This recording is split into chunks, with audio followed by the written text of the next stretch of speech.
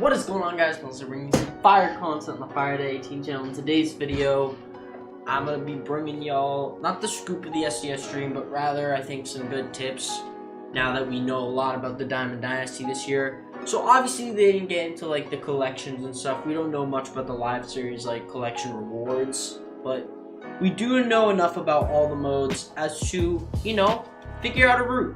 Where do we want to start in Diamond Dynasty this year? Today, I'm going to give you all some good tips of some good paths you can take and what the benefits will be of them and maybe a few downsides. So without further ado, let's hop into this vid. Okay guys, so the first thing I think that would be the best recommendation is maybe do some BR, do some showdown to start off, because you're going to be getting some free entries to start into those. We've already seen the BR rewards. They give you a prospect card from the flawless, possibly, so if you are a very good BR player and can go 12-0 pretty easily, I recommend that is where you start. Get that free entry in there, get it out of the way.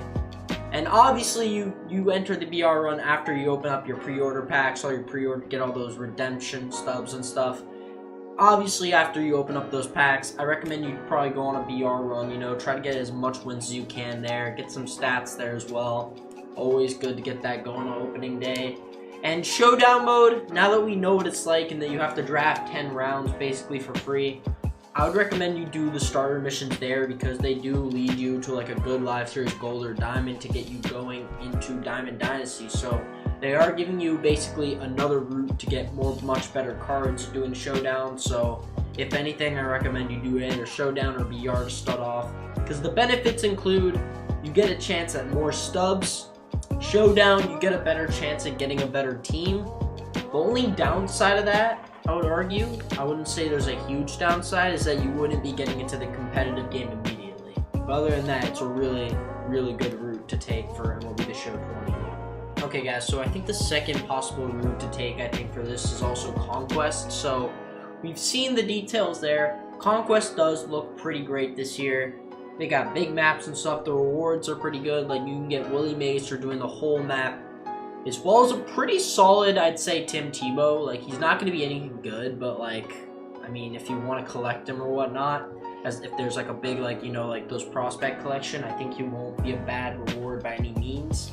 So if you want to get some good stubs, or I think just get some free packs, going Conquest might be the best route. It's also the more relaxed route if you don't want to deal with, like, all these showdown stuff, all that BR jazz and stuff. I think it's definitely good to do Conquest because it's very lax. You can get a lot of rewards off of it. And, I mean, you're going to get a lot of packs, too. Let's not forget that. Packs are going to be huge in the first week of the game. So you want to get as many cards as you can. And the best way to do that is grind that Conquest. It's key, guys. Okay, the third route I would take, I think, for this is definitely a route I do not recommend. So take this a lot with a grain of salt, but this is just sort of what I was thinking after the stream.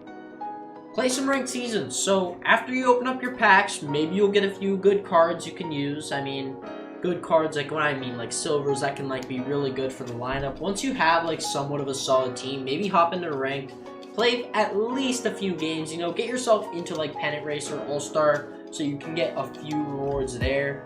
And then, you know, you can go into showdown and other stuff. Like I said, this is not really one that gives you a lot of sort of cards right away, other than the stuff you get from going up in each division, but it's good if you want to get into the competitive game immediately. It's also really good if you want to see yourself on the leaderboard.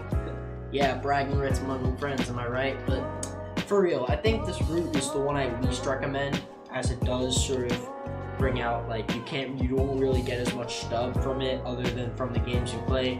The upside is, though, you will also be able to get program stars really easily. You will be able to get 3 stars a mission, and you will also be able to start your sort of evolution cards. You'll be able to get some stats for them, a little bit of innings, you know, it's always good to start there. And plus, with the addition of no more random roulette for starting pitching, you will be able to use your best pitchers pretty immediately. So that is one big upside to that as well. Fourth route I'd probably recommend is moments. Like, we didn't see much of the moments, but I'm going to assume it's going to be the same as last year. You know, they're going to have starting moments, then first inning mission moments. So that stuff, it's going to be more of the same. I mean, I'm personally not going to take this route because I feel like it's going to It's not going to reward, it's going to reward me with more, I think, experience rather than stubs, which is good if you want to do the XP reward path. That's probably the biggest upside with taking this route to start the game, because then you'll be able to unlock new packs and stuff. You'll be able to get better cards through the XP reward path. It's pretty similar stuff to 19 in that regard, but it's still, I think, a good route to take. That's probably the route I would definitely take if there wasn't Showdown. That would probably be the route I'd take, but either way, if you want also, like, if you just want some stats or you want some quick, you know, some quick stub right away, I think moments might be the way to go there. And eventually all those quick stub will lead you to unlocking at least a decent card from moments to start off your team. Okay guys, so I think that's going to do it for the video. I didn't really want to do a DD recap video because I was sort of just streaming the whole thing. I just wanted to give my reaction just live. So if you guys do want to see that, it is on my Twitch. I will put that in the description below so that you guys can check out that past broadcast where basically me and Ryrek, who I will also put a link to, we basically both reacted and we both talked about like what new things were being announced in this DD stream. And yeah, tell me what route you think you're going to take. It can be one not from this video. It could be one I didn't mention. But I mean, yeah, I just want to hear your thoughts. And yeah, without further ado, that's going to do it for this video. I'll see y'all in the next one, guys. Peace!